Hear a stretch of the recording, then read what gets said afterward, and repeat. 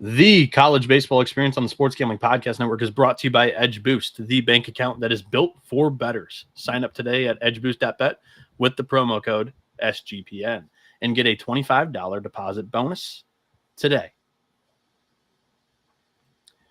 What is going on, everybody? Welcome into the college baseball experience. Myself, Noah Bieniek, joined alongside Johnny the Television. And man, oh man, do we have some good TV today, because Johnny has some thoughts and reactions to the Field of 68 that dropped today. He's maybe a little bit more animated than I am this year.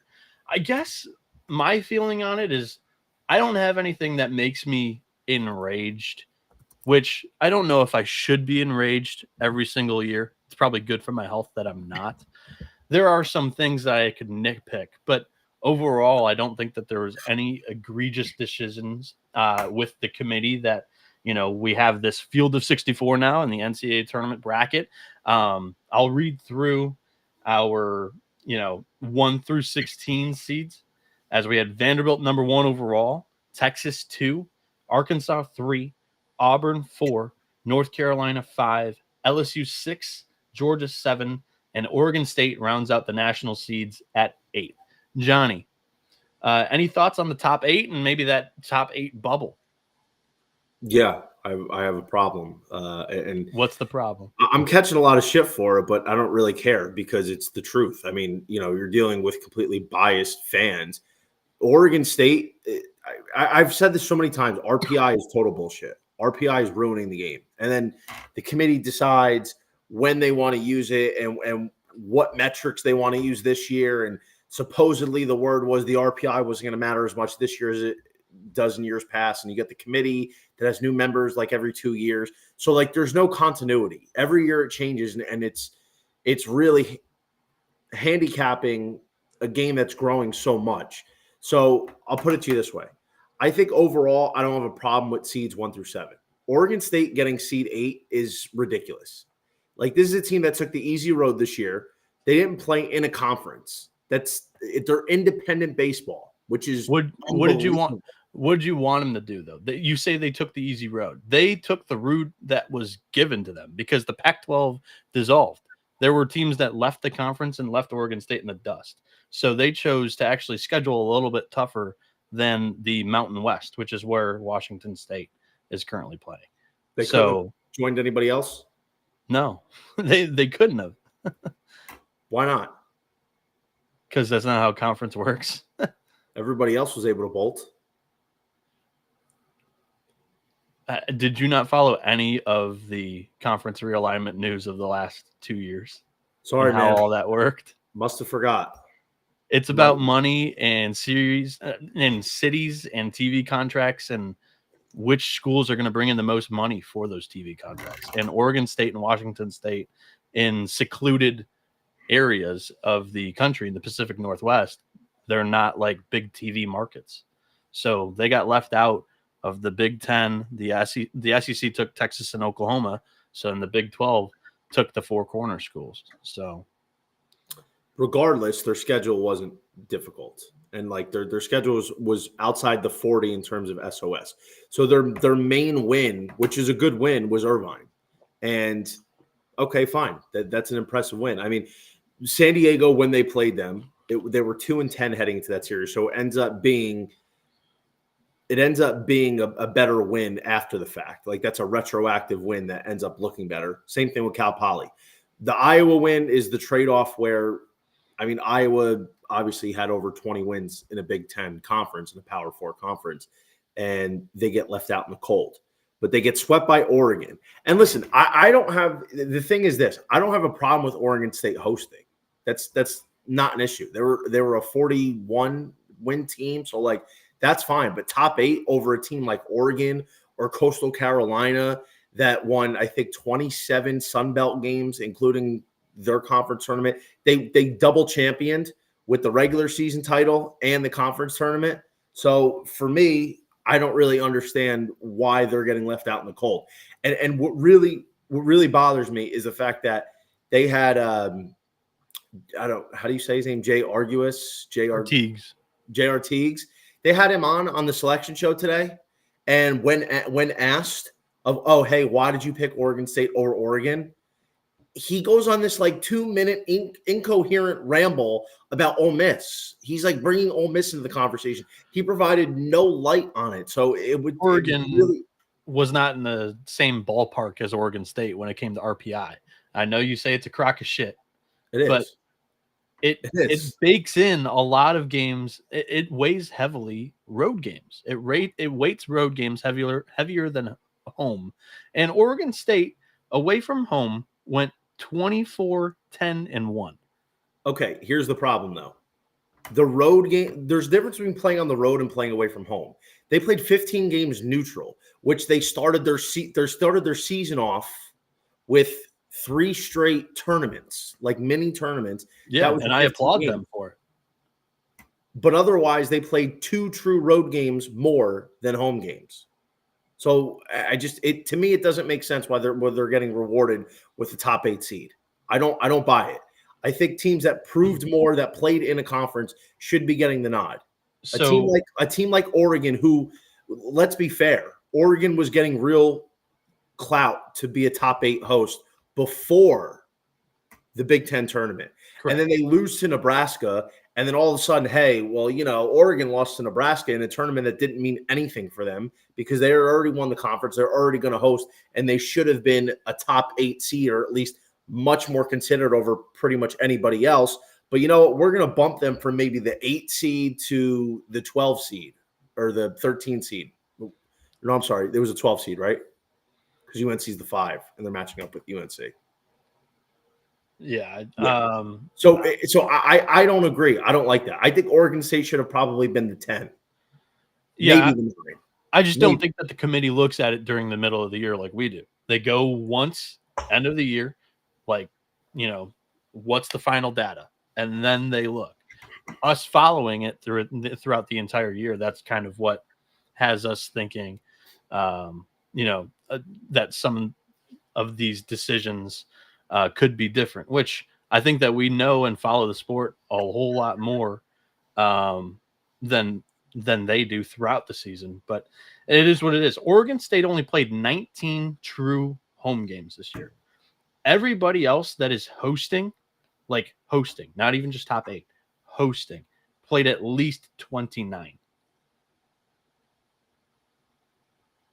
So that's something that I think heavily goes into RPI and why the Beavers are top 8 in RPI and national seed. Oregon State, or the only team that was at 29 home games was Coastal Carolina. Actually, I miscounted this. 27 home games was Coastal Carolina, which I am willing to take your angle and give the Chanticleers. You said they played 27 road games. Chanticleers played 27 home games. Sorry. Okay. That was the lowest out of any host, was 27, and then Oregon State played 19. I would have been fine with Coastal Carolina getting a top 8. They swept the Sun Belt, regular season tournament title. That's who I would pick the whole argument with. But that's what I'm saying. Like, whether you agree Oregon should have been the team or not, I think I would definitely put Oregon over Oregon State as the 8th seed. But I think, like I said before, Coastal Carolina has a legitimate bid. Like, I understand they're not playing in a power conference, but that's 27 wins in the Sun Belt. You can argue the Sun Belt should be a Power 5 conference, should be the 5th power conference now, with Pac-12 being dismantled. So to me, it doesn't make any sense. And truthfully, it's a big deal. It's a big deal. The host is, like I said, it's understandable. I have no problem with the Beavers being a host, but now you're giving them a clear path to play through Corvallis to get to Omaha. That is a very big deal. That matters a lot, as historically 70% of regional hosts advance to the super regionals, and almost 70% of super regional hosts advance to Omaha. So that does matter. Yeah, I have no sympathy towards anybody that, Oregon State has been through more than any other fan base, and that is the doggone truth.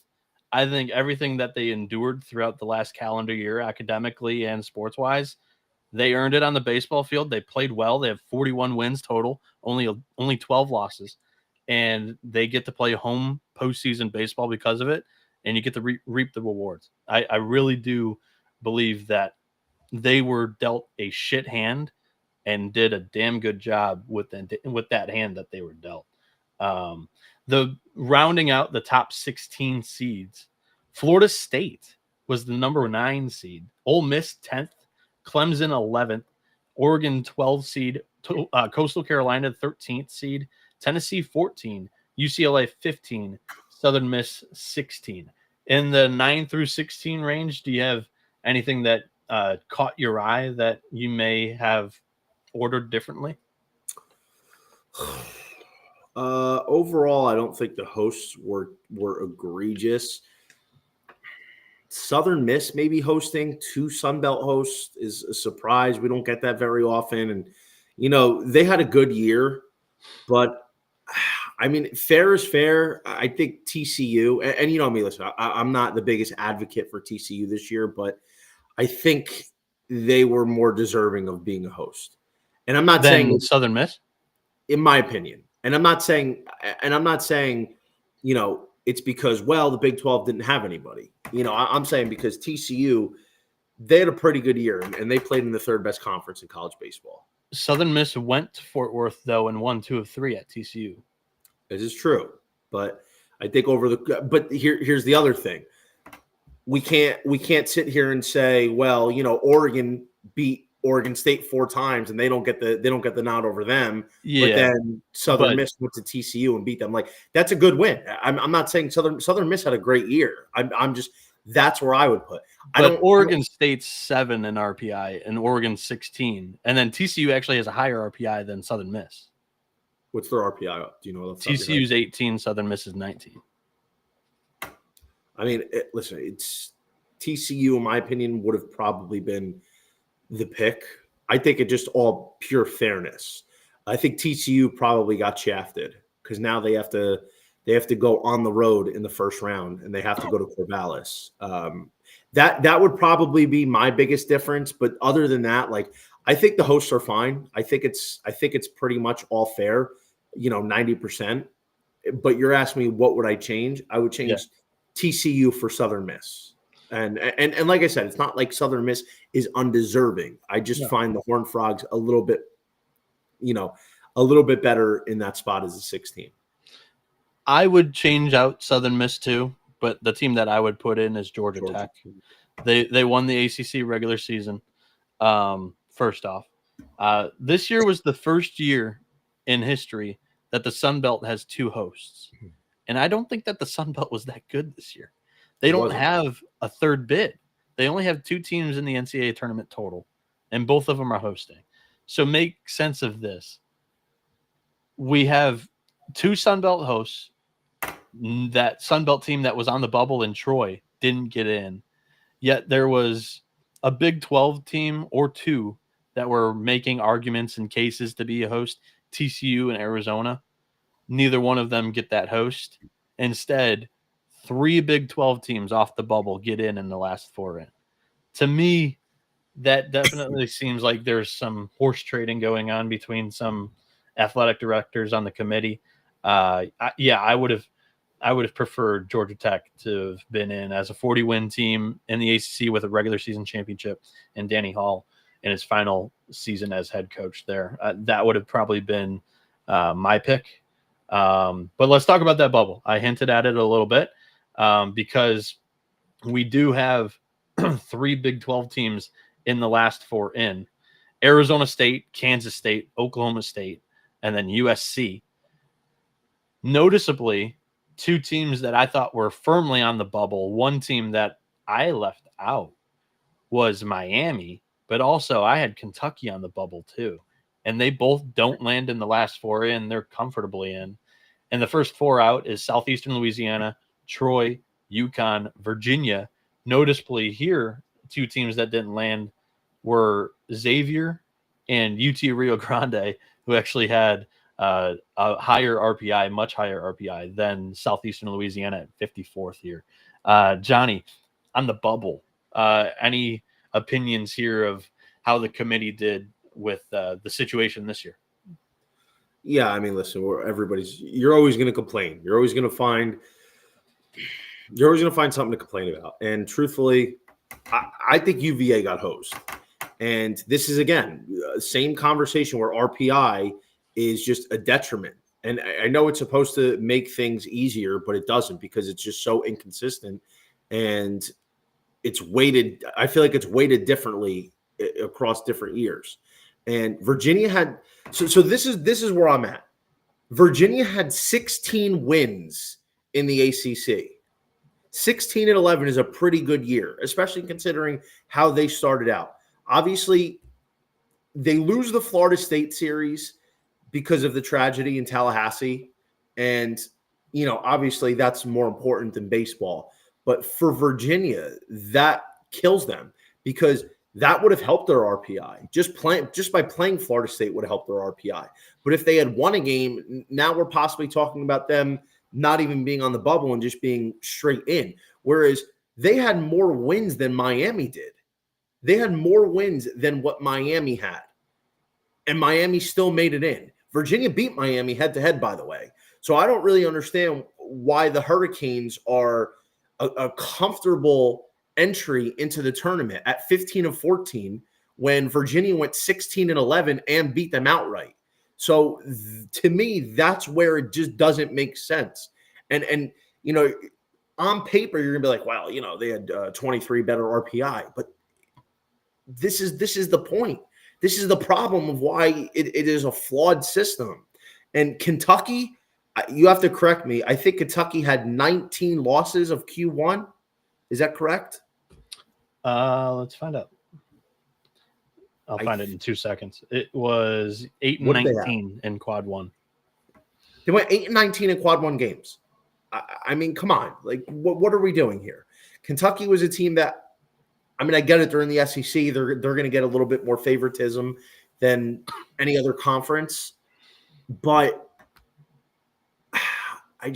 to me, that's wrong. And maybe it just goes right back to, Kentucky won 13 games in the SEC, and that's the benchmark pretty much every year. So those would probably be the two teams I really think should not have been in over Virginia. I know we're talking about RPI. UConn had a pretty strong RPI, and they got hosed. But they did. In all fairness, were we really going to let 3 teams in the tournament from the Big East stealing bids from some of these other Power 4 schools? But only one got in. No, I know, but that was the conversation all of yesterday, all weekend was, are we going to let all these Big East teams in? I mean, truthfully, I would have. I think there only needs to be one Big East team. But because here's an issue, right? And we talk about this in football. Remember when Jordan Travis got hurt and Florida State was 13-0? Yeah. But FSU fans were going nuts because they're undefeated, and they got left out of the playoff because their quarterback got hurt. Yeah, they should have been in. They met the metrics. They met everything. They were undefeated. But they got left out. Why? Because they lost their quarterback, and the committee knew Florida State wouldn't be as competitive against the other teams in the playoffs. Well, what are we doing here? Florida State should have been. I mean, it's what? I'm dying on the hill that Florida State should have been in. Yeah, but this is the point here. Same thing for college baseball. We're letting these teams in and giving these auto bids to teams that were 5 games below 500 in these slapdick mid majors and only got in because they won their shitty conference tournament, and they're not even going to be a threat. They're going to probably go 2 and barbecue, most of them. Whereas you get some of these other teams that are on the bubble that are going to make for much more entertaining product and have an actual chance to make a run. And I'm just throwing them out there. I mean, they didn't deserve to get in, but Texas A&M, just for instance, if A&M got in, that they're a threat to win it all, and they would have made for good TV. But instead, you have Joe Jerkoff State that won their conference tournament at 24-29, but they won a few games against also pretty bad competition. But we're going to put them as a 4 seed in some powerhouse regional where they're just going to get 2 and barbecued out, and it's not even going to be competitive. So the overall system there has to change, man. The game of college baseball is evolving every year, and it's evolving quickly. So what was working 5-10 years ago, to me, it doesn't work anymore. And the times have got to catch up with where we're at right You now. and I don't see eye to eye on that, I guess. I've watched college baseball the last 2 years, and I've seen Oral Roberts in College World Series, and I've seen Evansville one game away from the College World Series, and they had beaten the number 1 overall seed Tennessee, who had won the national championship last year. I think anything can happen on a diamond. So It could. What's the likelihood? I mean, Oral Roberts and I you judge got it like one based set on of how every 10 the years. game is played on the field. I'm not living in a world of hypotheticals, which is why I think Virginia should have been in. They had 16 wins and 3 less ACC games than everybody else. But also, I had 2 teams wrong on my bracketology. I had Virginia in, and I had Troy in, and I had Arizona State out with Miami out. Virginia, I had looked at 16 ACC wins compared to Miami 15, with a series win at Miami where they swept them.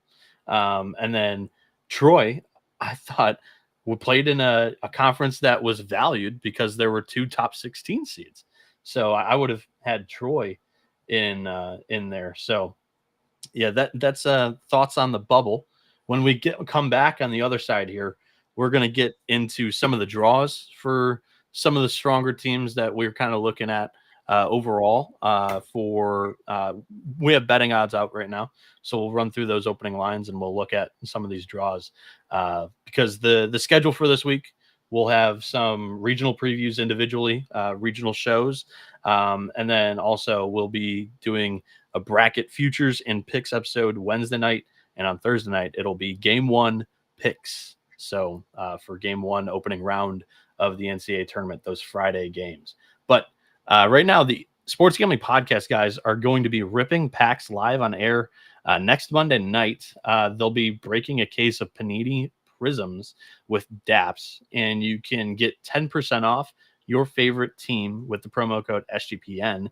Go to sportsgamblingpodcast.com/break to get in on the action. You can also sign up to be included in the college experience SGPN bracket contest and challenge.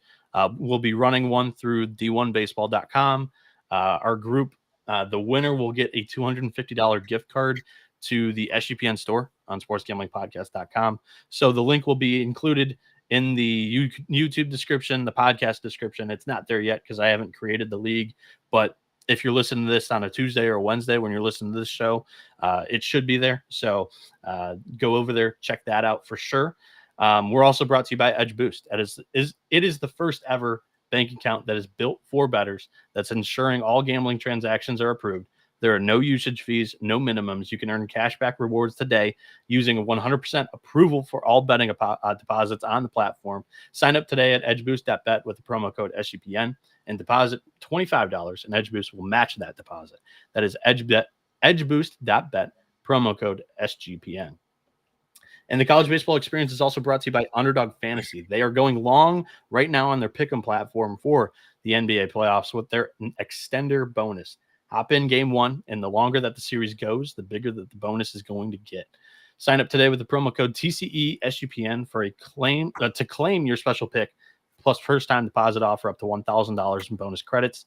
UnderdogFantasy.com, promo code TCESGPN. And we are back here on the college baseball experience. Myself, Noah Bieniek, joined alongside Johnny Venezia. And now we're going to run through some of these opening lines and odds on the regionals. We'll walk through kind of what we think of the regional, what kind of strength we have, maybe opinions on these type of regionals, tough, weak, and possibly a pick or two on some of these opening lines before we really dive in and research these well. So, Johnny, what'd you say?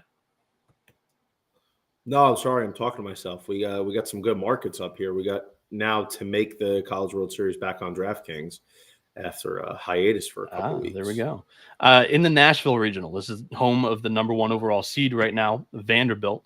Vanderbilt's minus 200, Louisville plus 380, East Tennessee State plus 425, and Wright State is 20-1 to get out of the Nashville Regional.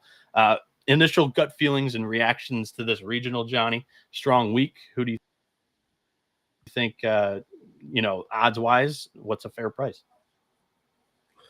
Vanderbilt, man, the number one seed it's crazy almost. It's like we had Texas, LSU this whole year, and Vandy, finished hot. They won the tournament. We had Vandy to win the SEC tournament last week, so that was a nice one.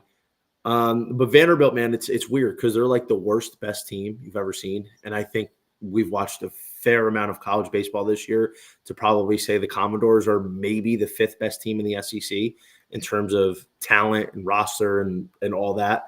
But the Commodores, man, with the 1 seed, they have one of the easiest paths to Omaha.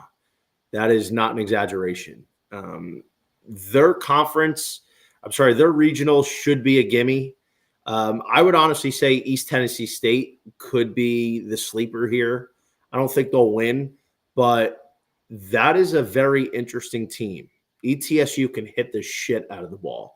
So at plus 550, it's interesting. I still think Vanderbilt's going to win. I think they're probably going to end up winning that super regional as well.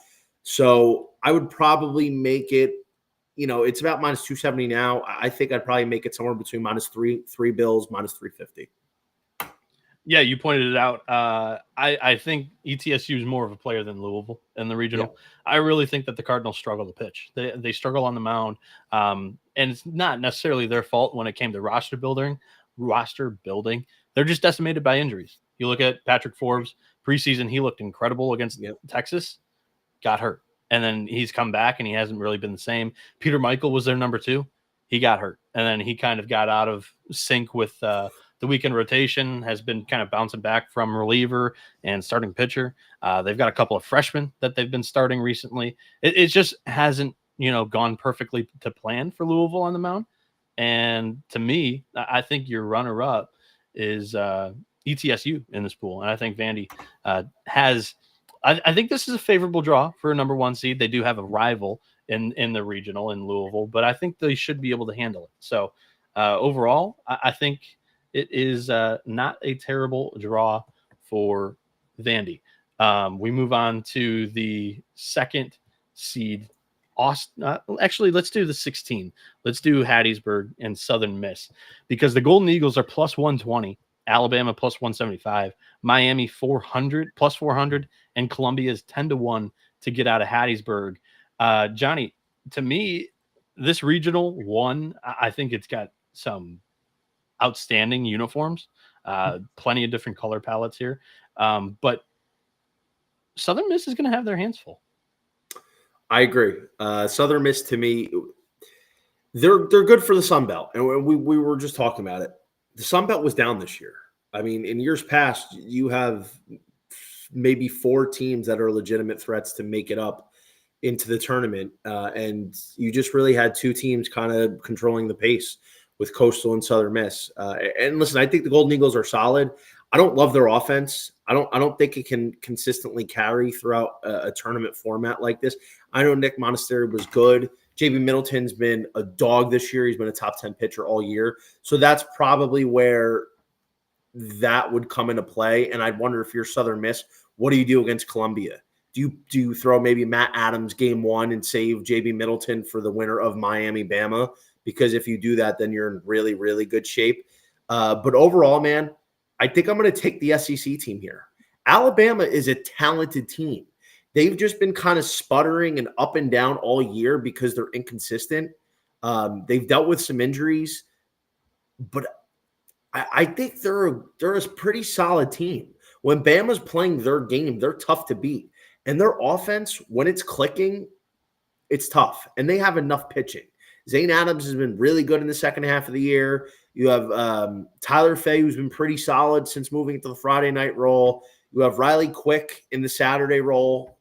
You have Carson Osmer as the closer. I think Alabama at plus. You got the Southern Miss coach mixed up with the reliever. Yeah, exactly. There's so many. So many names to remember, but I think I like Alabama here at plus money. This is a live region, man. It really is. Yeah, I could see any of those top 3 seeds coming out. No disrespect to Columbia. I know they've been frisky in regionals when they've qualified for the NCAA tournament in the past. But yeah, I'm also kind of looking at Alabama as a little live plus 175 on a 2 seed. I would like it to be a little bit higher, but at the same time, man, that's what you get for. I mean, Southern Miss is a 16 seed, so they weren't going to be minus money. So, but yeah, Miami, I think has. They got hot at one period in time in the season.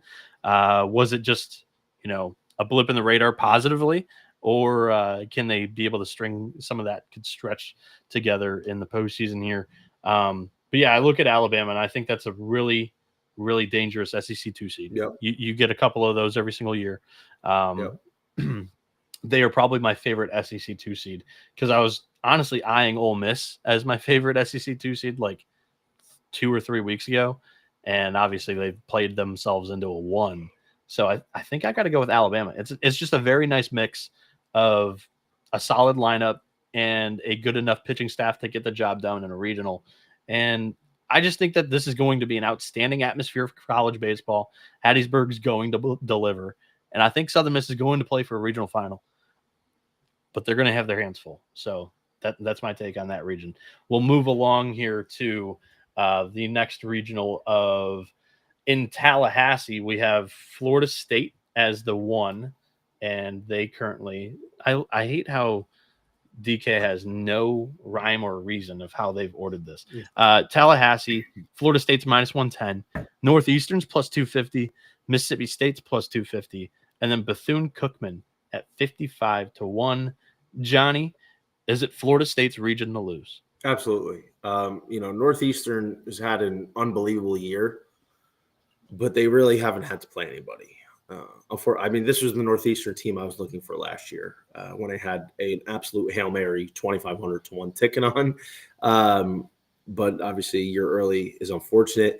I don't think Mississippi State's that good, man. I really don't. They have a couple guys on offense. Ace Reese has been a dog this year. Pico Khan's a stud. But I don't love Mississippi State. I didn't like their roster coming in. Northeastern is interesting. They're definitely live. But the problem is, if Mississippi State is going to be throwing Pico Khan game 1, which is like more than likely, that's a tough out for Northeastern. That's a tough SEC arm to handle, even though Pico Khan has definitely been not as good over this last 3-4 week stretch.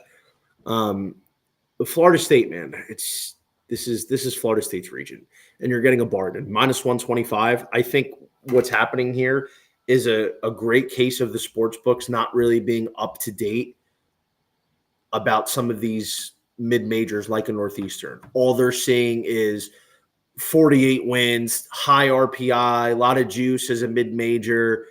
But they don't really know Northeastern. So they're giving them a lot of respect here. And Florida State, for their many faults, they still have an absolute freak on the mound in Jamie Arnold. They have an offense that's outperformed a lot of people, including mine, expectations. And they have a really good weekend rotation. The bullpen is still a huge problem, but at home in Tallahassee, I think this is their region. And you're getting a bargain. I also circle Northeastern as probably the more live potential advancement out of this regional than Mississippi State. I also am kind of buying into the backstretch of that season. The reason why they fired Lamonis mid-year was because upcoming they had Kentucky, Ole Miss, Missouri, and that was kind of the stretch that they got hot in, and then they lost to Texas A&M in the SEC tournament. Yeah, I mean, very solid point about Pico Khan going up against Northeastern in the first round game. Northeastern's got a really solid rotation. Will Jones probably gets the ball in that first game against Mississippi State, if it would be kind of up to my projection. And if that's the case, I definitely think that Northeastern's still got a chance to continue this crazy win streak that they've been on since early April. So, yeah, Northeastern would be my look. Am I looking to bet Florida State minus money here? No, because I do kind of respect both Northeastern and Hail State as quality opponents. That's just not something that I'm firing day one prior to doing deeper research on some of the the teams and possible matchups here once we start seeing some press conferences with coaches and if they tip their hand on any sort of pitching. The Corvallis Regional is the 8th seed that's paired up with the 9 seed Florida State. The Beavers are plus 105, TCU's plus 150, USC plus 500, St. Mary's 18-1. Johnny, you were pretty negative on Oregon State getting a top 8 seed. Do you think that TCU or USC are live in this regional? I think TCU is live. I think here's the one problem is because TCU had to draw the 2 seed. Now they're going to face USC, who's not bad. They're definitely live. They have pitching. They have Ethan Hedges as their star bat. That kid's a stud. They're going to have to throw Tommy Laporte game 1. That's the problem because they're going to burn their best arm and one of the top arms in the whole conference trying to get past USC to get to that 1-0 matchup. But I think Oregon State is a better team than TCU. But I'm not betting them at minus money here because the Horned Frogs have been playing really good baseball. And their pitching is, in my opinion, probably a little better than Oregon State has. I think Oregon State's got more high octane. You know, Dax Whitney's a freak, dude. Dax Whitney's going to be a very high draft pick in a couple of years. Ethan Kleinschmidt, when he was humming, was good. Keljo now out of the pen. Eric Segura. I mean, it's good. And, you know, the thing I have with Oregon State, though, and I've had the same problem all year with them, they are a team that is just kind of built around 5 or 6 guys carrying the load. Probably 4 guys on offense, 2 pitchers to really shoulder that burden. So if they're not picking up the slack and the other guys have to do it, that's where they're going to run into issues. I mean, I think Ava Arquette is clearly the best player in this region here. And, you know, Oregon State's definitely a very strong team. But I'm not betting them at minus money, even at home. I think TCU plus 140 is appealing here. Did the odds change here? I'm looking at plus 105, plus 150. Do I need to give this page a refresh? DraftKings. DraftKings doesn't have them out yet. They've got regional odds. They do? Not for me. I'm on FanDuel.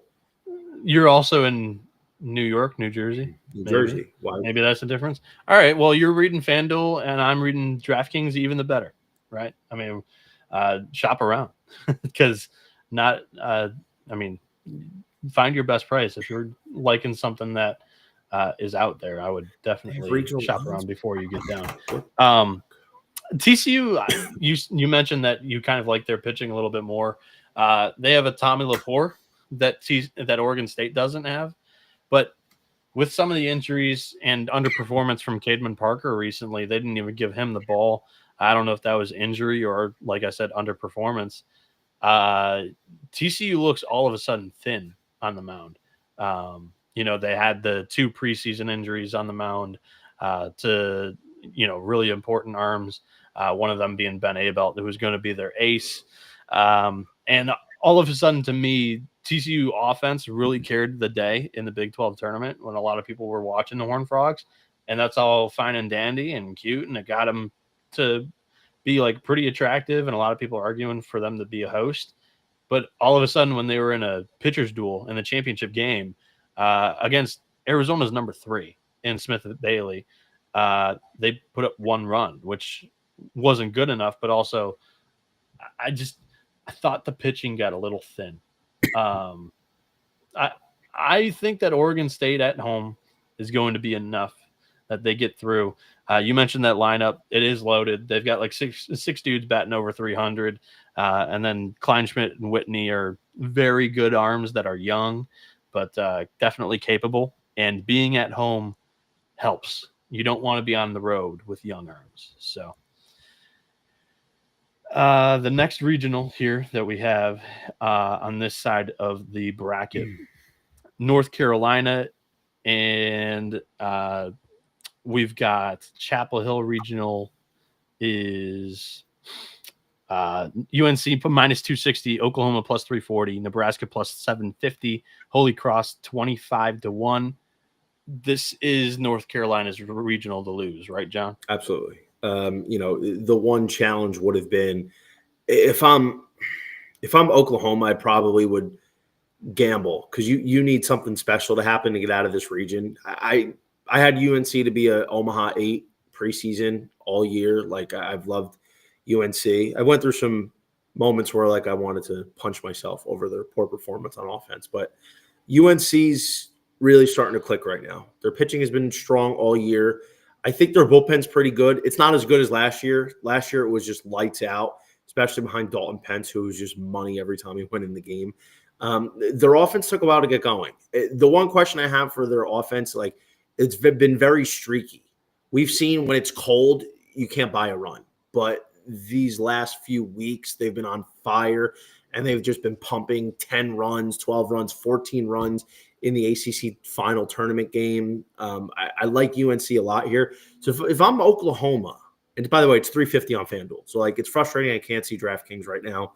I don't know what's going on. But if I'm Oklahoma and Skip Johnson, you need something special to happen to win this region, to steal this, right? I would consider maybe throwing Cade Crossland game 1 against Nebraska. I might do it because if you win that game, then you save Kaibon for game 2 against UNC. Get a little ballsy, Noah. I think you got to get ballsy here. I don't ever condone throwing off, ever. Like, even if you're a 1 seed against nobody Tech, I'd throw your ace. Because even if you don't throw your ace against the 4 seed, now the 4 seed is like, oh, they're not taking us seriously. That's a chip on their shoulder, and they show up to play. No, I throw your ace. You stick to the weekend rotation. You have to. That's how I attack it. Nothing's ever free. Nothing is ever free. If you are up 10-0 in the 4th inning, that's when you pull Kaibon after 40 pitches. He comes back on Sunday or Monday and throws in a regional final. That's how I attack it. So it's worth a shot. But yeah, I think it's North Carolina's regional to lose. Honestly, like Nebraska's offense isn't strong enough to me, at least. And a lot of people still are buying in that Oklahoma pitching staff. To me, it's been a disappointment throughout the year. So Witherspoon kind of carries it on Fridays, and I think that they're not really a threat longer into the weekend. That's just me. The Eugene regional pairs up with the Chapel Hill regional. Oregon's -175, Arizona +300, Cal Poly 450, Utah Valley 25-1. Johnny, the Ducks, they're the 15th overall or the 12th overall seed. They get a red hot 2 seed in Arizona, who won the Big 12 tournament. They get one of the higher RPI seed threes out there. And then a Utah Valley team that can really swing it. Do the Ducks survive? I think they do. We've seen Arizona do this before. They get hot at the end of the year. Honestly, it's happened last year. They get hot at the end of the year, and they go into the tournament, and they're in a wild, wild west. And I think Oregon they're a better roster than everybody else here. Arizona, their pitching they have talent, but they don't have like the guy. You know, Oregon's got Grayson Grinzel.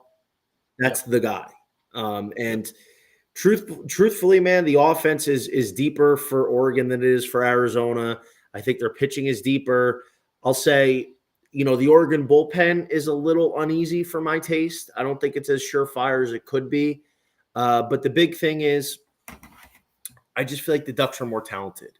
I think I saw somewhere, it might have been Bet Rivers, so I'm going to take a look at that real quick. And some of this stuff might have moved. I took a peek this afternoon and in lieu of preparation of this show. But I think I saw somewhere along the lines that Oregon was under -200. And they were. They're -177 on Bet Rivers. I think they're -175 on DK. Yeah. Too. So God damn it, I wish I could see DK right now. It's so annoying. So I think that's a fair price. I think Arizona being in the +250 range is fair. It's not unbelievable to see Arizona go into Eugene and pull this one out. I just think the Ducks are a better top to bottom team. I mean, for them to win, talk about the Wildcats, they would need Mason White to continue to do what he's did in the Big 12 tournament. Yeah. We went nuts. The kid's been unbelievable, and he's been everything that I thought he was going to be. Missing Brendan Summerhill for an entire month was not according to plan. Otherwise, they may have been a host because they were really only 3 or so games out of that hosting conversation. It was the RPI that kind of dragged them down. You win a series against a Baylor who comes to town. You win a series against a Utah who comes to town. You win a series at Texas Tech. One of those 3 series goes your way. Arizona may be hosting, and I may look like the smartest guy in the world with Arizona as my preseason national championship pick with how hot they've been playing right now. But heading to Eugene, where PK Park can get lit, it's going to be a tough road atmosphere for my Wildcats. So that's going to be a tough decision that's still weighing on my shoulders, and I haven't really decided yet whether I'm sticking with the Cats there or not against their former Pac-12 foe. Now we head down to the Conway Regional, where Coastal Carolina is the 1 seed. They're plus 105, Florida plus 130, East Carolina plus 650, and we have Fairfield 15-1. The Stags are winning this regional, right, John? No. This is probably one of the more lit regions I think we have here. The Florida Gators, man, you can get them at least on Bet Rivers at plus 125. It's plus 115 on FanDuel. I think the books got it right with it being in damn near coin flip between Coastal and Florida. So here's the tough part about this region. Coastal's had a great year this year. They're at home. They've played great at home. And for the first time in a long time, they have a legitimate weekend rotation. Jacob Morrison, Cam Fluke, Riley Eichhoff, they've all been marvelous this year. And that's something that they just have not had. And in lieu of not having that, they always had a top 10 offense across most major categories. And it's kind of flipped. Like their offense is slightly above average this year. It's still good, but it's not like demon time. And you look at Florida, man. Florida's also got a legitimate weekend rotation.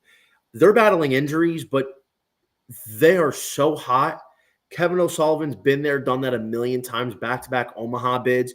They're playing great baseball. They have the pedigree. They know what it takes. They still got a good roster despite some of the key injuries they've had. I think Florida's going to take it, man. I think Florida's going to make a run this year. Oh, so everybody talks about how Florida is super hot this year. And look, I agree. I can't deny that they are really hot, but I also think that, it's kind of been a perfect mix of they won some important close games against really good teams. And they also had 2 series against Missouri and South Carolina. They also played Mississippi State in those 6 SEC wins, series wins, I should say. And just as a Florida fan, it feels like everybody always talks about Sullivan. Oh, Sullivan is money in the super regionals. Well, you have to win the regional first. And they don't play many of them on the road. I know they won last year in Stillwater. They battled through the losers bracket there. I don't know if this team can battle through the losers bracket. This team doesn't have a Jack Caglione who's going to carry them offensively in an offensive regional if it breaks out to be that way. And game 1, Ethan Norby could go out there and shove, and the Gators are easily in the losers bracket right away. That's kind of how I think the way that first game plays out, whatever happens between Florida and East Carolina is really going to dictate this regional, because Florida cannot afford to play 5 games in a weekend. I think they need to keep it 3 or 4. And yeah, Coastal Carolina, again, home field advantage. Like we've always said in college sports, it's extremely hard to win on the road. It really is. So paired up with the Conway Regional is the Auburn Regional. And Auburn is currently minus 200 on DraftKings. NC State's plus 250, Stetson's plus 750, and Central Connecticut State is 25-1. Johnny, I'm going to sprinkle a little bit on NC State 25 plus 250 and a little bit on Stetson plus 750 to get out of this regional. I knew you were going to. I know you were going to go Stetson. You said that in our preseason show that you liked them to get there. Yeah, it got really close. It got really hairy. They didn't even get to finish the conference tournament in the Atlantic Sun. They were given the automatic qualifier bid because they were the highest finish in the conference over Florida Gulf Coast, because FGCU beat them. They were winning by 1 run in the 7th inning when it got rain delayed and ultimately postponed, and they couldn't finish the games. But yeah, Stetson, I think, is a quality team. I think there's actually a lot of talent there. They had the second most players in the Cape Cod League last year out of any team. The only other team that had more was Vanderbilt, and they are the number 1 overall seed this year. So I think Stetson's very dangerous. And NC State, I also think, is a very solid and balanced team that always plays their best baseball in June under Elliott Avent. So I think they have a really good pitching staff too. They've got a good 6 arms that they can fully trust. And that's my biggest question about Auburn, the entire year. I know they played a super tough schedule, but I don't think anybody is elite. Sure, you could say in point metrics to me that Auburn's played the toughest schedule or one of the toughest, but I truly don't believe that anybody is a world beater out there this season. And that if you are put into the losers bracket by any team and have to battle through, I think that a lot of teams are going to struggle this year. There are teams that really struggle to form a 3-man rotation. Stetson and North Carolina State are not those teams, in my opinion. That's why I think they're both live in the Auburn Regional. Johnny, do you agree with me? I do. Listen, obviously it would be no surprise if Auburn ran through this region at home, but I think, let's be real here, Auburn, their offense is great, and that was never going to be the question this year. It was their pitching.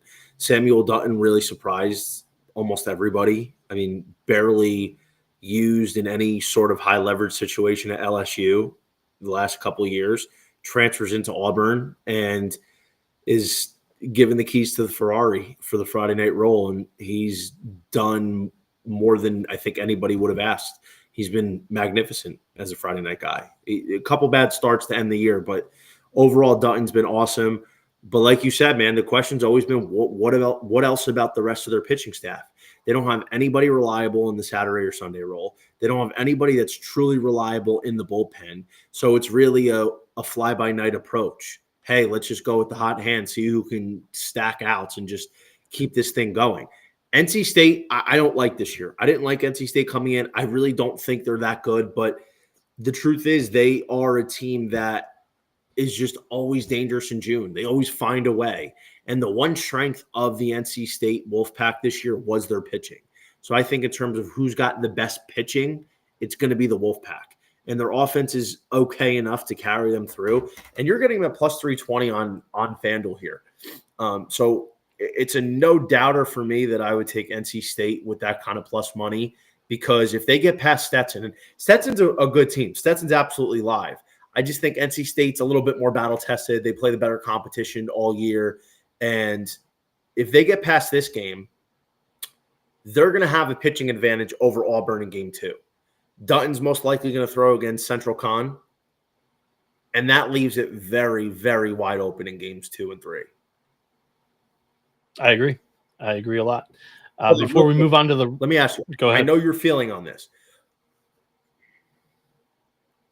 Auburn's going to play Central Connecticut game 1. You're definitely still throwing Dutton. Got to get that first win, right? No way you're punting that game. I agree, yeah. Excuse me, not punting that game, but maybe throwing somebody else in that game. So throwing off. Yeah. So that opens up the door. I mean, honestly, it opens up the door for the winner of Stetson NC State. It does. I agree. Interesting. That's why I'm sprinkling a little bit on both. And I didn't even know that you could find a better price on NC State there. So good call. That's FanDuel. So God bless, brother. Perfect. Before we get to the right side of the bracket here and we finish up the rest of these regional kind of gut feelings and reactions to the bracket getting revealed, I want to tell you that Rhythm is partnered up with SGPN, and they have a perfect platform that is backed by AI picks and props dominate the NBA playoffs with PGA, MLB, and WNBA models. Rhythm knows that you're going to love their platform, so that's why they are giving you a 7-day free trial. Rhythm has some amazing deals that are going on right now. 25% off a monthly subscription with promo code SGPN25, and you can get a 50% off annual subscription with promo code SGPN50. That is Rhythm spelled RITHMM, promo code SGPN25 or SGPN50. Get your 7-day free trial today by going to sportsgamblingpodcast.com/rhythm. And SGPN has teamed up with Circa Resort and Casino in Las Vegas, giving away the ultimate fantasy football experience for a 12-person league to draft in Vegas and be treated like VIPs during your stay. The winner will receive a 2-night stay at Circa Resort and Casino for the entire 12-person league. That is 6 Double King rooms. They will hold their draft at a cabana at Stadium Swim with a $5,000 food and beverage credit. You will get limo transportation to and from the airport, a welcome party at the Legacy Club when you arrive for the entire league, a reservation at the world's largest sports book with a $500 beverage credit for the entire league, a 2-hour open bar package for the league at Overhang Bar. The contest will run from May 5th to June 30th. Go over to sportsgamblingpodcast.com/circa to enter today. That is sportsgamblingpodcast.com/CIRCA. And the college baseball experience is also brought to you by mybookie.ag, as MyBookie is your place to bet on every sport, including the NBA playoffs. For the true degens, the MyBookie money bag is also available for you, as MyBookie accepts customers from a ton of different locations, and it's easy to deposit, and you get lightning fast payouts using crypto. Head over to mybookie.ag, promo code TCE SGPN for a 100% deposit match up to $1,000. That is terms and conditions apply. That is mybookie.ag, promo code TCE SGPN. And we are back here on the college baseball experience. Myself, Noah Bieniek, joined alongside Johnny Venezia, as we are kind of giving our gut feelings, gut reactions to the NCAA Baseball Tournament bracket that was just released today, running through a lot of the regionals and the opening lines for the regional winners.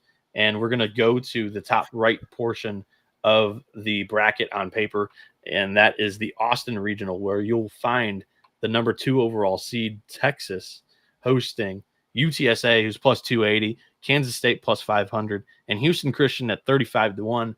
The Longhorns on DraftKings are minus 185. Johnny, your opinions here? I mean, we've got a frisky in-state mid-major team in the Roadrunners, and Kansas State, who went to Super Regional last year. Your thoughts? So Texas was another preseason Omaha 8 team for me, and I really don't like to jump the ship when I make a prediction. In the preseason or, maybe the midseason, I like to stick to it. And I think Texas is a team that is still dangerous. I have some questions about them. Ever since they lost Jared Spencer, their pitching went from airtight to a little sus. I think Jim Schlossnagle needs to make the move and get Ruger Riojas out of the Friday role. That cannot happen. Luke Harrison needs to be their Friday guy. He's their best pitcher left in the starting staff, because their game 3 starter is a real toss-up. Personally, I would like to see Max Grubbs get in that Sunday role. That was a guy who was a Friday night starter for them last year. I mean, it'll take a little bit of hit for the bullpen, but I think they have enough arms to get through. That being said, you might see Cade Bing. You might see Cade Bing. Cade Bing's got the stuff. It's been a mixed bag for him, though. Yeah. UTSA is interesting. FanDuel, they're 3-1. I think it's worth the sprinkle, but ultimately, I think the road to Omaha is going to run through Austin, man. I find Texas with Jim Schlossnagle in this situation to be somebody that's going to step up. They've had a fantastic year. Their offense should be way better. Max Ballou's back. I know it's been a down year for their lineup, but I think we might see a vintage Jim Schlossnagle-led team here. If that's the case, my road to Omaha might run through Texas, because I will be at a Super Regional in person. Just haven't decided which one. Hello. Texas is in consideration for that. But yeah, like if they move Riojas out of the game 1, which ironically, Johnny, now that we are to the postseason, like I know I had that entire spiel of don't throw off. I would never throw off. Ruger Riojas, we all don't view as their best pitcher, but he's been the Friday guy recently. Keep him there. And then you throw Luke Harrison against UTSA or Kansas State in game 2. But if they move Riojas, he's a UTSA transfer. That would be electric Saturday. Feed me that. I think it's just I think it's better for them anyway. Riojas was dealing as the Sunday guy. I think I think obviously you're getting different matchups when you're the Sunday guy, but it's a lot less pressure. The Friday night guy, the lights are on. You're game 1. It's up to you to set the tone. That is a different mental mindset than being the game 3 guy. So for me, moving Riojas from the Sunday role to the Friday role never made sense. I would have slotted everybody up. I would have moved Harrison to the 1, Riojas to the 2, and then, listen, you wanted to try Flores at the 3. That's not really working out. Then, come in with either Grubbs or maybe Cade Bing. But Riojas, I think it's interesting in the pure fact that, hey, listen, Riojas is probably your second best arm. And if you get a win there, then you go with Harrison against likely UTSA in game 2. That probably lines up a little bit better. But Riojas revenge game. And the fact is, I think he'll be much better in that start because he's, it's a little less pressure than taking game 1 of a region. Dilly Daggers, I only really used Road to Omaha because Johnny had mentioned it, and I was like, oh, that's a perfect segue for me to mention I might be at Texas for a super regional. Tennessee, Arkansas would be a hell of a super regional. Honestly, I haven't even seriously given thought to super regionals and where I'd possibly be going. I got to see those super regionals before I make a decision, right? So, but yeah, this Austin regional I think is very interesting, and I could see Kansas State being a player too, but I think UTSA is probably the team that I circle as that runner-up, with Texas probably controlling their own destiny. The Los Angeles regional is backed up in the super for Texas. UCLA is the current favorite. They are the 1 seed here at -120. Arizona State is +290. UC Irvine at +310. And then you can find Fresno State at 15-1.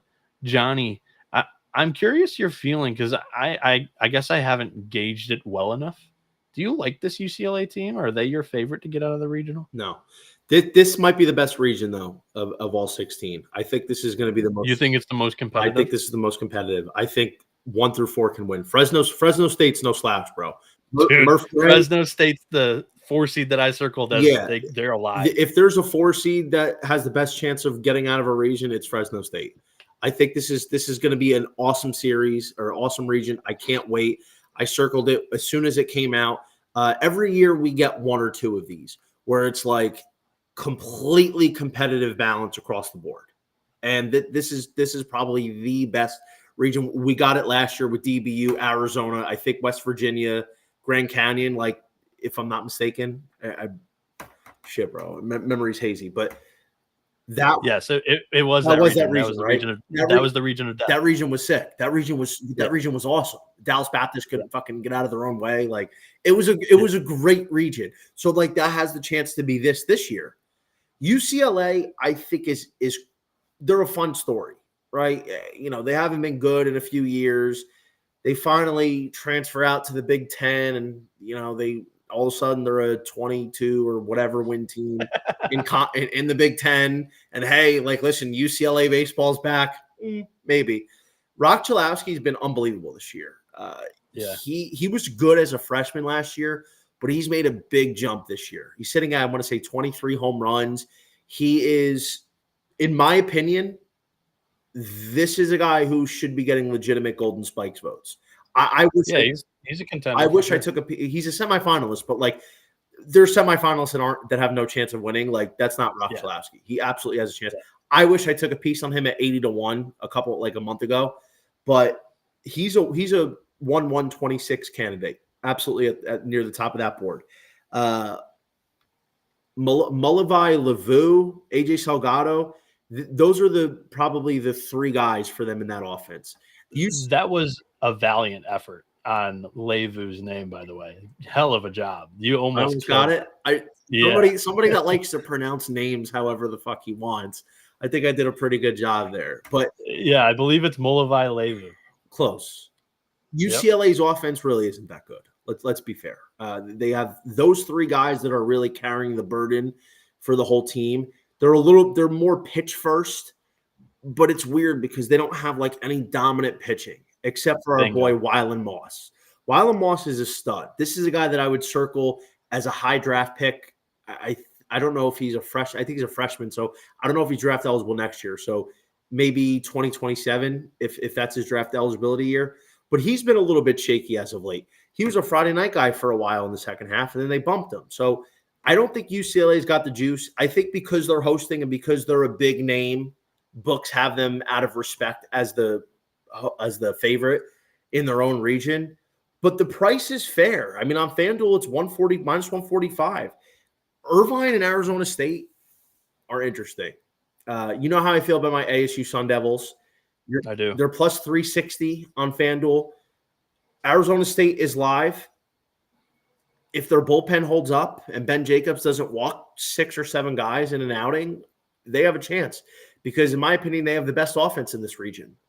I think the most balanced, though, is Irvine. Irvine was going to be a host. They were a shoo-in to be a host, and then they just fell apart the last few weeks of the season.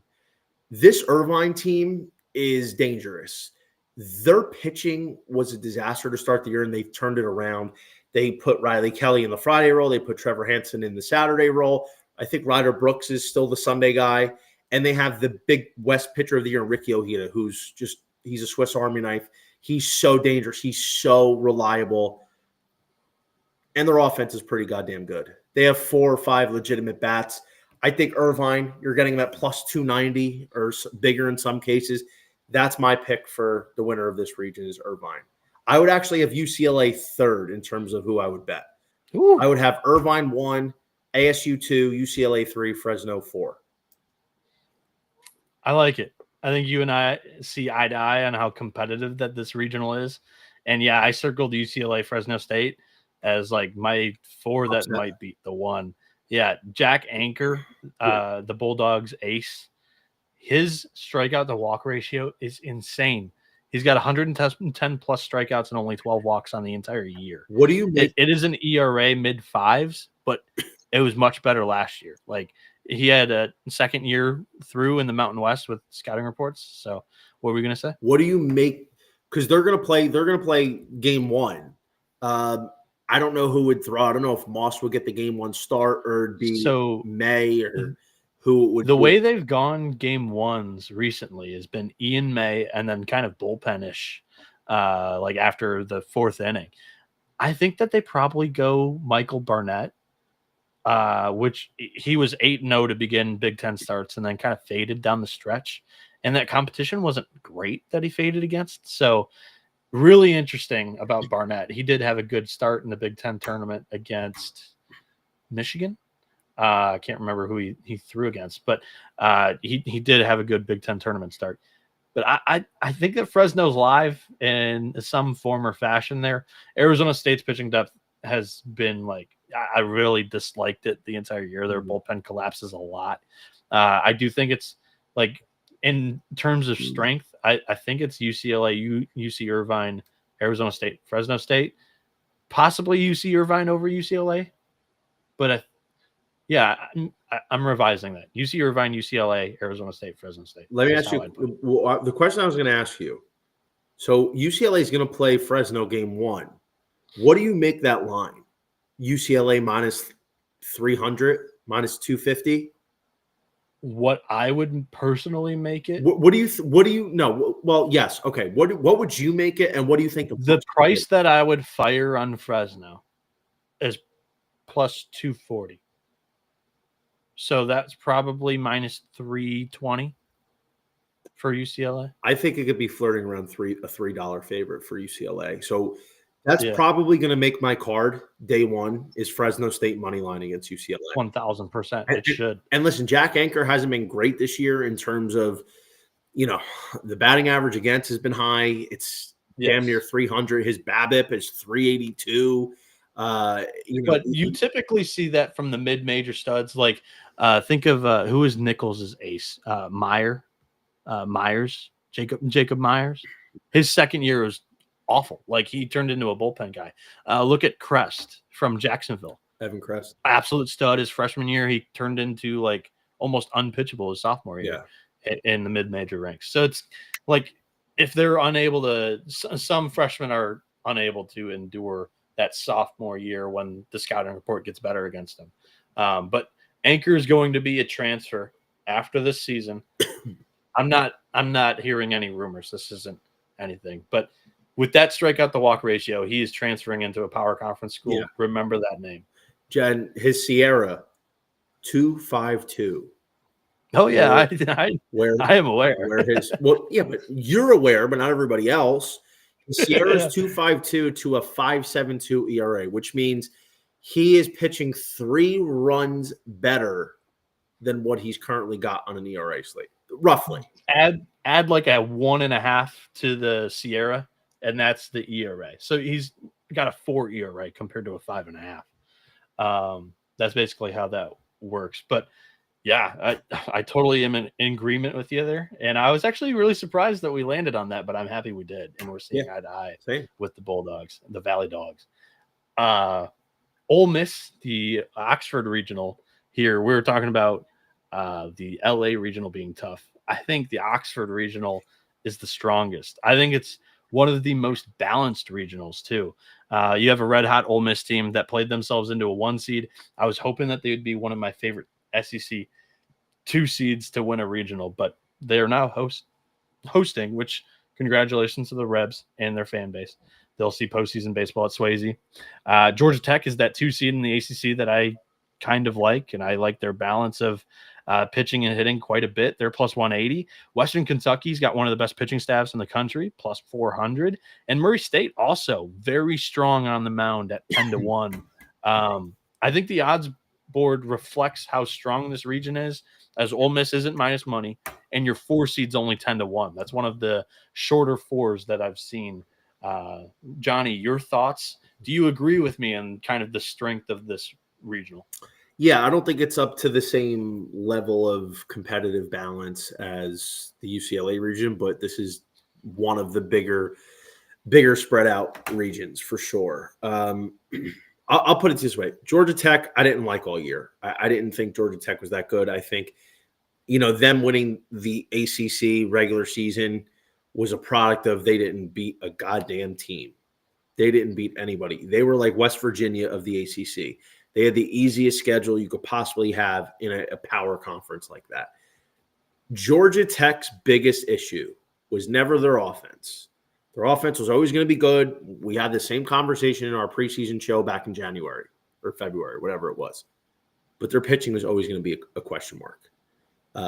Their starting pitching has been not good. Tate McKee was good to start the year. His ERA is north of 5. Brady Jones had 3 good starts in a row to end the year, and then he just collapses against Clemson in the ACC tournament. They don't have any legitimate bullpen arms outside of Mason Patel. I know Jaden Pavin has been pretty good as well, so I'll give that one too. They don't have enough arms in order to get this done. So I'm out on Georgia Tech. Western Kentucky, I mean, I wrote them up in the middle of the season on my Future Wednesday series for RotoWire as a team to make the College World Series at 15-1. Because at that time, they were running away with the Conference USA. I think they had just beaten Dallas Baptist. Like, it was right in front of them. Yeah. I mean, I think Western Kentucky's live, man. I really do. Their pitching is great. They have the second best player in this conference, in this region, with Ryan Weidman. Their offense has been playing a lot better. I think some of the fundamentals, and they're a little sloppy. They've been sloppy, and they've had to rely on these late comebacks lately in order just to even get in the tournament. But the pitching they have is so dangerous. I think at plus 470, it's worth a little nibble. Because I think if Western Kentucky gets through, when you have the kind of arms they have, it is just it's more than a luxury. It's a huge advantage. Nevertheless, though, Ole Miss at home, playing red-hot baseball with Hunter Elliott, who's been dealing this last month. Some good bullpen arms. Mike Bianco with the pedigree have been there, done that. And their offense is hitting the shit out of the ball. Top 10 in homers this year. Ole Miss is almost even money on FanDuel in their own region. I think I got a fire on that with a taste of Western Kentucky. So the Tops offense, I don't know if it's good enough. I am with you that their pitching their staff is a luxury. They have 12 arms, sub 4.20 ERA. Incredible. Incredible collection of pitchers. But I come down to Ole Miss, Georgia Tech in this regional. I like both teams a lot. Ole Miss, I think, has a very good mix of experienced players. They have a lot of seniors on that group, and that's probably where I'm going to land. I mean, that entire rotation is seniors that were freshmen on the national championship team. I like Ole Miss. Georgia Tech is the emotional play where I think they're pissed off. One, if you saw that video of them getting their name announced. Drew Barros was live. Yeah. No. Drew Burris, he clapped once and then just put it to the side because nobody else was clapping. There was another guy in the front row who started clapping and looked around and was like, oh, shit, I fucked up. But they were not happy that they were not hosting. I think they're going to come out pretty pissed off. Ole Miss kind of in the way. Yeah, I mean, I think they're still – they played a weak schedule. I totally get it. I still think they're a plenty enough talented team. That offense is loaded, and I think the pitching staff's good enough. I think Ole Miss pitching staff is better, and the offense is very good. So that's kind of my read on that regional for right now before I do more research into it. That regional's paired up with the Athens regional for the Super, and Georgia to get out of the Athens regional is minus 220. Duke is plus 300. Oklahoma State is plus 600. And Binghamton is 60-1. My initial takeaway from this regional is you have 3 power conference teams in the Athens regional. This one's probably going to end on, or not end on, it'll probably be programmed on ESPN, ESPN2, ESPNU, one of those 3 networks because of the power conference teams. That's my take. FanDuel, again, shop around. I don't have DraftKings in front of me. They have not given out the region prices in my state, so it's a little fucking disappointing that I can't compare notes. So right now I really have just FanDuel and Bet Rivers up. I think Bet365 may have something. I haven't checked there yet. But Georgia's minus 310 here. Duke's plus 310. OK State's 10-1. And Binghamton is 40-1. Are you ready for this take here, Noah? Give me the take. Give me the motherfucking Oklahoma State Cowboys at 10-1 right here. But hear me out. Hear me out. I understand just the complete buffoonery that Oklahoma State has done this year. A very high variance team. Yes, very low floor, I'll give you that. Very high ceiling. Yeah, buffoonery is a bit harsh, but yeah, it's true, inconsistent. Sometimes the truth hurts. Second half of the year, this team was dead. They were dead and buried, 9 toes in the grave. They had like 6 wins in the Big 12. There was almost no way they were going to get in. They picked themselves up by the bootstraps and they went on a run in the second half, just running through everybody. Got themselves in. They won a game in the Big 12 tournament, and it wasn't even close. They were in. And you know what? Let's give them a round of applause because that's impressive. That really is. I mean that. But their pitching in the starting rotation is the best in this region. Harrison Bodendorf's been a dog all year. Mario Pesce has been great in the second half. Sean Youngerman is a very strong Sunday guy. Hunter Watkins in the pen. Gabe Davis, Ryan Urey. They have some real high-octane arms in the bullpen. Their offense should have been a lot better this year. They have too much swing and miss, but they have a ton of power. And they got our boy Nolan Schubart. When he's hot, he can carry this entire team. So I like Oklahoma State for the simple fact that their pitching is the advantage here. And you're getting 10-1 on them. I mean, let's be real. Georgia is the best team in this region, but their lack of pitching is a problem. The only guy that you can probably count on from them is Brian Curley. And that's not really enough. Even if he throws great, I don't think it's enough. So Oklahoma State being 10-1 is ridiculous. So let's say Oklahoma State beats Duke and Georgia beats Binghamton for the 1-0 game. The Pokes play the Dogs. This kind of price is saying Georgia's going to be a huge favorite, which just doesn't make sense. It doesn't make any sense at all. So Oklahoma State, in my opinion, should be closer to that 3-1 price where Duke is. Because I know Duke can't be slept on either. I just think eventually their lack of having a legitimate starter, a legitimate ace, is going to hurt them here. So give me the Cowboys with their pitching. 10-1. I think it's a great look because it is a strong pitching staff. I just think that offense is pitiful outside of Schubert and Bruggeman. Colin Ritchie, bitch. Sure. Throw him in the bunch. It's just 3 bats. They were the 13th worst batting average in the Big 12. I get it, man, but that's when you get I get it, but that's why I said they're not the best team in this region, but they're the highest variance. One thing about the high variance teams, when it clicks for them, they're very dangerous. And when you kind of live in the books and you're looking at the numbers, like I can kind of recite them just off the top of my head and not even really look. It can be dangerous, especially with teams that play at elevation and teams that play in dry air, like Oklahoma State. But usually you see it in pro offensive numbers and negative pitching numbers. And Oklahoma State's the exact opposite. It's a very strong offensive staff that played in a very offensive ballpark. And it's a very poor offense that played in a very offensive ballpark. So like you stick them in fully without the dry air, but I do like the short right field porch for the 2 big left-handed boppers in Oklahoma State's lineup in Schubert and Bruggeman. They got a shot, and at 10-1, you have to take it. So I do think that's a great look, Johnny. And honestly, out of everything that we've given out on the show, that's probably the one that I'm going to run over before I even do any more research. Oklahoma State 10-1 is probably my favorite that we've talked about. Because I mean, the thing is, think about it.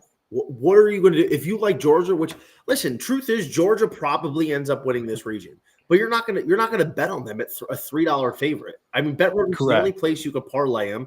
I mean, the other alternative is just to not bet it at all, or just wait until you're actually in region and betting game by game.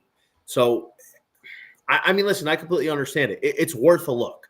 I think when you have 3 legitimate pitchers. And it's very rare. It's so rare. I mean, there's maybe 8 or 9 teams that have 3 legitimate weekend pitchers this year. Yep. And Oklahoma State looks to be one of them. Look, I agree with you in the overall take that I think Georgia probably wins the regional. But at that price at 10-1, you can't pass up. Pass up on the Pokes.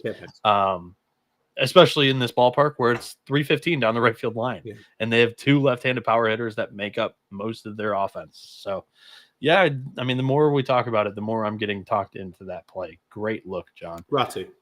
Johnny V Television, bringing the goods. The Baton Rouge regional, Johnny, man, this is the softest regional, in my opinion.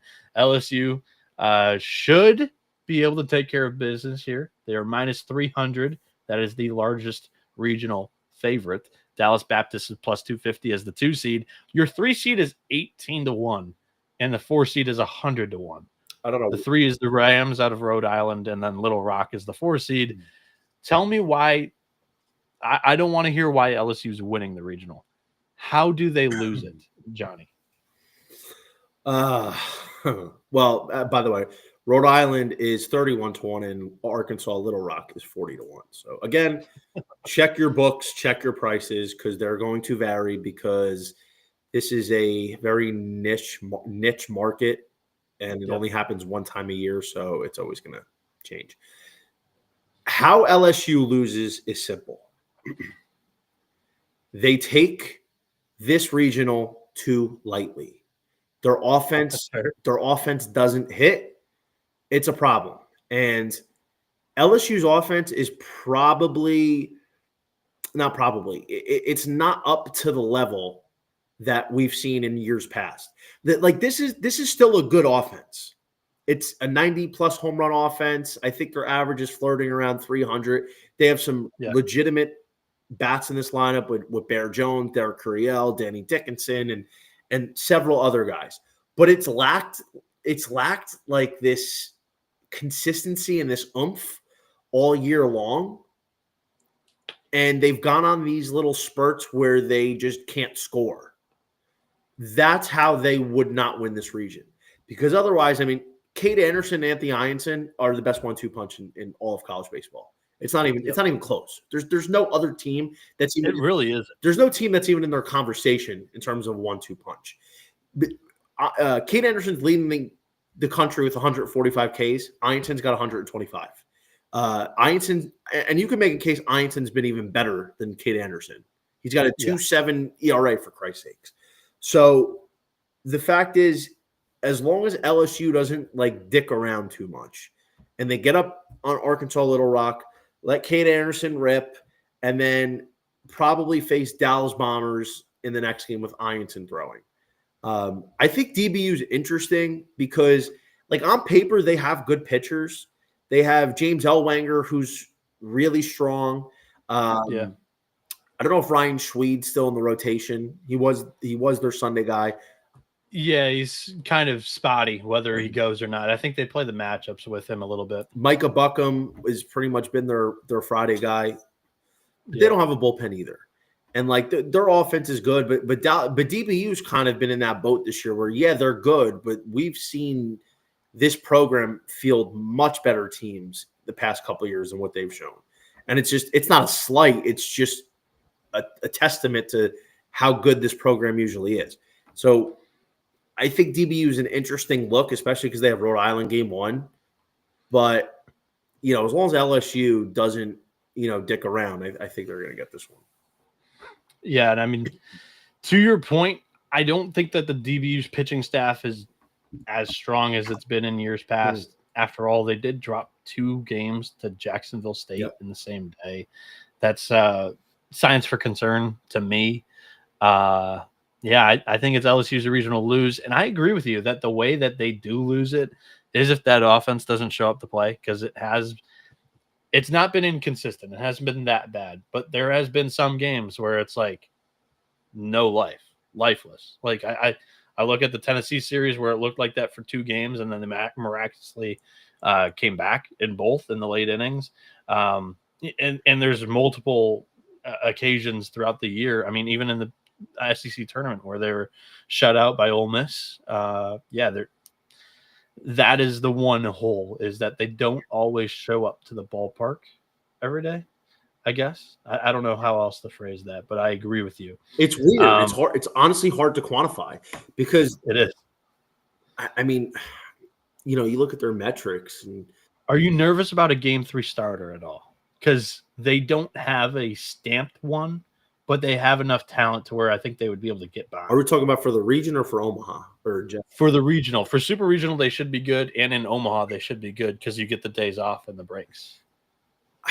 I mean, I wouldn't say I'm concerned. It's something that I'd look at because Chase Shores, obviously, at least you know me, I had a ton of expectations. I had Chase Shores as a potential dark horse 1-1 candidate. Unfortunately, the first year back from Tommy John has been a little challenging for him, but he's been really good lately in the bullpen, and I think at least for this year, it's the right role for him, especially as they get further along. Where he's a guy that can go 1 to 3 innings. He can go a little bit more max effort. I mean, we saw him get up to 102 the other day, as opposed to having to conserve energy. The game 3, like Casey Evans is really talented. So I think they just got to find a guy that maybe can open for them. Maybe just go out there, give him 3-4 innings, and then try to piece it together because this team is 8 arms deep. So they do have a way to figure it out. For the regions, I'm not concerned for this region. It's more the offense that gives me any potential reason to get worried. All right. Sounds good. And their super regional partner, I actually think it's an outstanding draw for LSU all the way to Omaha, is the Clemson regional. Right now, Clemson is plus 135. West Virginia is plus 250. Kentucky plus 300. And USC Upstate's plus 550. So here's my read on the regional. I'll lead. I think the Spartans are a quality 4 seed.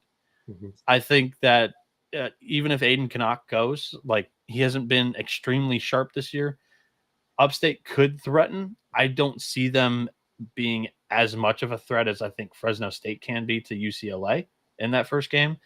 But USC Upstate's going to be frisky in this regional. Don't count them out. Kentucky and Clemson have very similar identities to me. Clemson's got an ace, or at least a number one that they feel really good about. Kentucky doesn't. But both teams are what I would say take advantage of other teams' mistakes, are fundamentally sound on the defensive side of the field, and they run the base paths aggressively. Clemson's got a little bit more power. Clemson's more likely to be the team that's going to put up 6 runs in an inning rather than Kentucky, where they're going to scratch across 1 or 2. That's kind of their source of offense. And then West Virginia, to me, I think has the best overall pitching staff in this regional. I think they go 6 or 7 arms deep. I think they've got the best rotation, like a solidified rotation.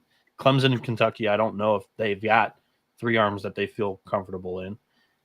And I think that West Virginia is going to be all right offensively in this regional. I think it's going to be a lower scoring regional.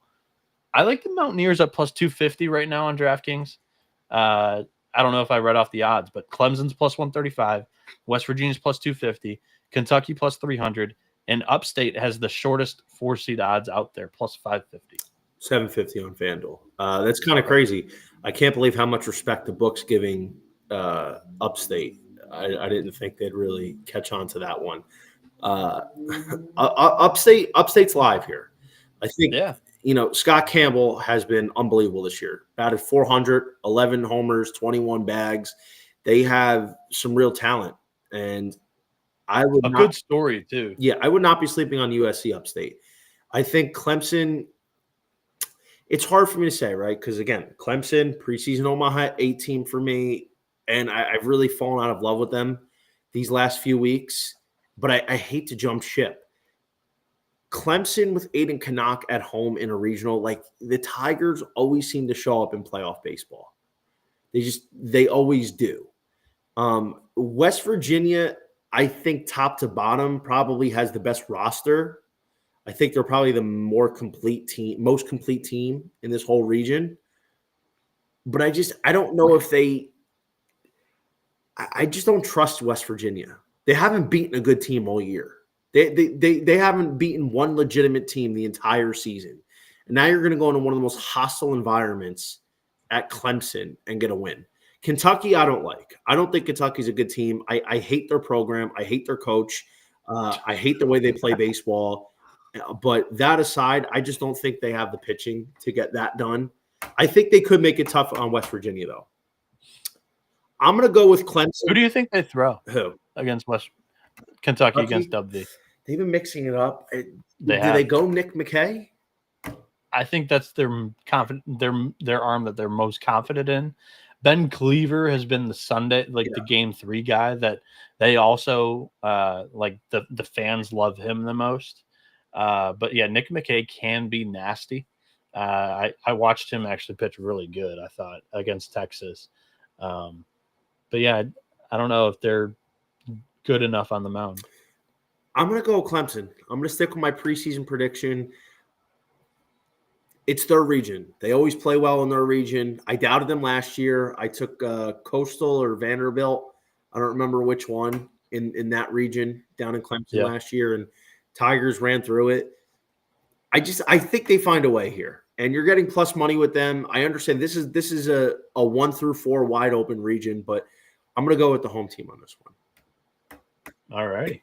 On a scale on a scale of 1 to 10, confidence-wise, I'd probably say 6.5. Okay. So it's not like a slam dunk for me. All right. That makes sense. I would probably put West Virginia at a 4. And I'd probably put Clemson at a 4, Upstate at a 1, and Kentucky at a 1. That would probably be how I formulate this. And I think the odds board, reflects that. pretty dang well there. Let's talk about the Knoxville Regional because I also have a hot take here, John. The which one? Mr. Venezia. The Knoxville Regional, the 1 seed is Tennessee. They're minus 225. Wake Forest is plus 300. Cincinnati's plus 750. And Miami, Ohio is 20-1. Can you guess where I'm going to be if I'm hot in this regional? Cincinnati, 850. Dude, I think it's a dream draw. They create havoc on the base pass, and 1, they steal. 2, they're going to put the ball in play by either bunting or like not striking out. They just don't strike out offensively. And that's what both Tennessee staff and Wake Forest staff are like curated to do, is get the strikeout. Both of them kind of struggle with walks, which is why I think like if Cincinnati gets on base and they put pressure on the defenses, which we've seen Tennessee's defense have some holes recently. I think there's talent defensively there, but the fielding percentage isn't great. Wake Forest is really bad defensively, like not great at all. I think Cincinnati can really put pressure on both defenses, steal some bags, manufacture some runs in this regional. With Nathan Taylor going on game 1 against Wake Forest, I think they might be able to squeeze by. And then, Tennessee, that would be Marcus Phillips, the one who has the biggest, hole of like delivery to the plate, and that's where everybody's stealing against. I think it sets up perfectly for Cincinnati. Miami, Ohio is definitely a quality offense. I don't know if they've got enough pitching at 20-1 to be frisky enough. Tennessee at minus 225, man, I don't want any of that. I completely understand. I think Cincinnati is live here as well. 850 is a good price on FanDuel. I will be taking a piece of Cincinnati. I think that number's too big, and I agree with you. Especially, it's not just because Tennessee's been vulnerable this year. It's because Cincinnati matches up really well with them if they get them to that Saturday game, that 1-0 matchup. As you said, Marcus Phillips overall really hasn't been that good in the second half of the year. He's been very shaky. I mean, he had a really good start against I think it was Alabama on Wednesday of the tournament, SEC tournament, and then he just completely imploded. He's also been terrible against the run. I think he's given up the most steals. Nathan Taylor has been great this year. Here's the one issue I have with Cincinnati. They're going to be playing up in competition. They're going to be playing a better team. We've seen them kind of have these implosions. They did it against TCU. They were live to sweep TCU second to last week of the season, and they couldn't hold on to a goddamn lead. I think they also lost game 1 there, like because they blew a lead, but it was high scoring. It was like 16-11. Listen, they're 100% live. I mean, their offense is pretty good. Like you said, they don't strike out a ton. They steal a fuck ton of bags. 128 on the year. They have the Big 12 Player of the Year in Carrington Cross, who's been a dog, 12 bops, 399 average, 15 bags. The pitching is something that I am a touch concerned about because here's what's going to happen. You're going to throw Nathan Taylor game 1 against Wake Forest. Rocking Wake Forest today. But I don't believe in them. I needed a shirt, and I'm like, hey, you know what? I'm gonna throw the weight shirt on. That's so funny. So they're gonna burn Nathan Fisher in our comments since Cincinnati's plus 1K on 365. That's a good look, Nathan. Appreciate it. Nathan Taylor is going to be burned against Wake Forest game 1, which means they're going to have to go with maybe Kellen O'Connor in game 2. He's been a little bit rough this year. 4.68 ERA. Doesn't strike a lot of guys out. 56 strikeouts to 20 walks in 65 and a third innings.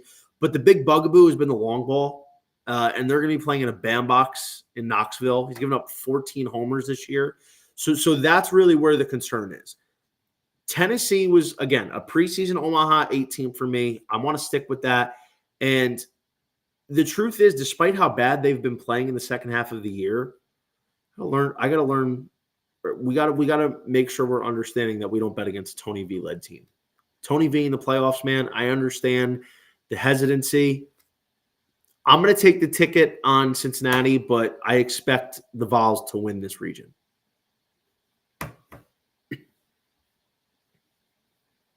I muted myself, but it's totally fair. I just at minus 225, I have no action on the Vols and no interest there. And that's kind of where I always get wrong in brackets is once I commit to a team and it's mainly on price, my mind about not picking them to win a regional on my bracket. And I always get too cute, but I'd rather be too cute than be too chalk. That's just how I roll. Every year you get anywhere from like, I would say every year you get anywhere from like 3 to 6 non-1 seeds win a region. You always get that. You always get that mix of 2 or 3s and an occasional 4 that can steal a region. The final regional here, the super regional pairing with Knoxville is Fayetteville. Man, oh man, a super if chalk holds of Arkansas and Tennessee would be very, very fun. In a rematch of a series that we saw just 2 weeks ago that was highly contested. Arkansas is minus 450 here. I don't know if I necessarily agree with that price because I think Kansas is good. I think they're a quality offense. I think Creighton's all right at 10-1. North Dakota State at 100-1 on DraftKings. Johnny, do you kind of agree with how the odds lay out in Fayetteville? Well, goddamn, dude, if you don't agree with Arkansas being minus 400, I got a bridge to sell you because they're minus 700 on FanDuel. Holy shit. So, listen, again, Arkansas is probably going to win the region, but it's no gimme.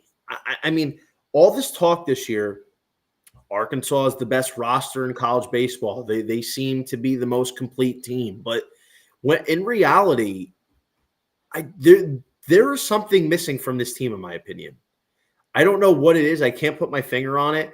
They just don't seem to have it. They've lost a lot of series to the top teams in the country this year. The big win, the sweep at Vandy looks a lot better now than it did at the time. Because at the time, Vandy was very questionable, and they swept Texas. Those are like their 2 big wins. I think they beat Tennessee too, but Tennessee last week wasn't looking good. And I like Kansas here.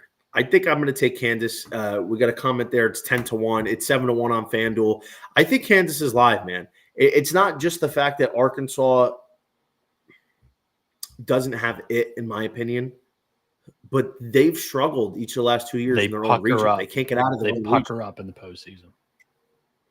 So who's to say they don't do it again?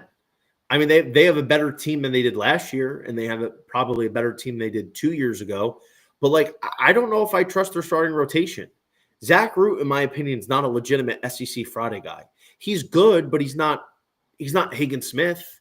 Gage Wood is talented, but I don't know if I rely on him in a NCAA tournament format.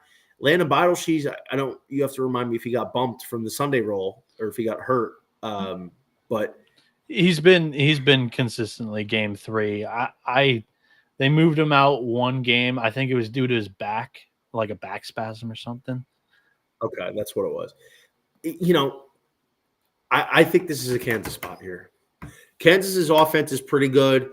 Don Vagley has had a pretty solid year. I know he's had some blow-ups that kind of inflated his ERA. Cooper Moore has had a good year. They have a couple good bullpen arms. And they don't have a brutal Friday game. Creighton's not a brutal matchup for Kansas. Agree. That's one where they can win that and not expend. But I do think Creighton's a quality club. They're not sexy. Is that right? I respect Creighton. Yeah, I think that if they were to be a regional finalist here, I wouldn't necessarily be surprised. Am I going to pick that to happen? No. Definitely possible, but Arkansas probably wins. But aside from it being unbettable, I think Kansas is more than live. You're getting 7-1 or 10-1, depending on where you're at. This is definitely a bet to make for the Jayhawks. Yep. And I hope everybody enjoyed that. That went longer than I thought it was going to be, but we're going to have it timestamped. So I hope that makes up for everybody that's listening right now. The way that the schedule is currently going to be for us this NCAA tournament. We're looking at, what we did today. Wednesday, we're going to do bracket picks and futures.